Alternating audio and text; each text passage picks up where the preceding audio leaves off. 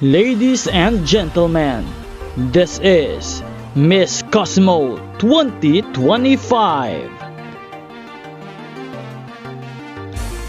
Magandang araw Pilipinas, isang makabuluhang pahayag ang ibinahagi ni Chelsea Fernandez, ang kinatawan ng Miss Philippines sa Miss Cosmo 2025 matapos ang isa sa pinakamahalagang bahagi ng kompetisyon, ang closed-door interview. Sa kanyang mensahe, malinaw na ipinakita ni Chelsea na ang Miss Cosmo ay hindi lamang tungkol sa pisikal na anyo, kundi isang plataporma ng layunin, lalim at paninindigan.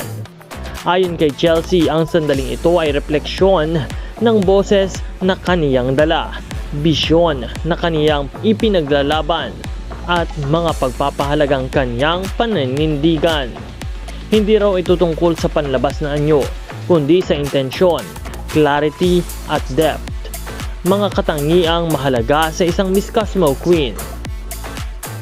Ang closed-door interview ay isa sa pinaka-determining segments ng Miss Cosmo dahil dito sinusukat ang authenticity ng kandidata, kakayahang magpahayag ng malinaw na ideya, lalim ng advokasya, at kung paano niya kinakatawan ang kanyang sarili at bansa sa global stage.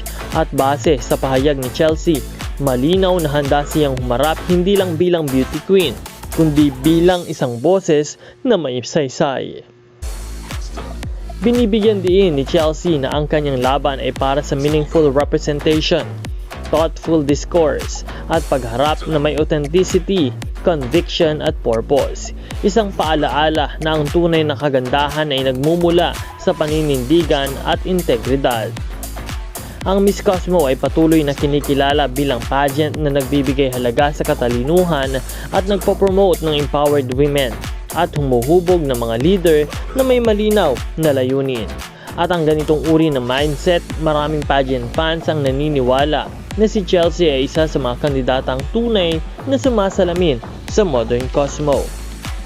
Kaya naman patuloy nating suportahan at samahan si Chelsea Fernandez at sa kanyang journey sa Miss Cosmo 2025. Mag-subscribe sa channel na ito para sa lahat ng mga bagong update at mga bagong balita.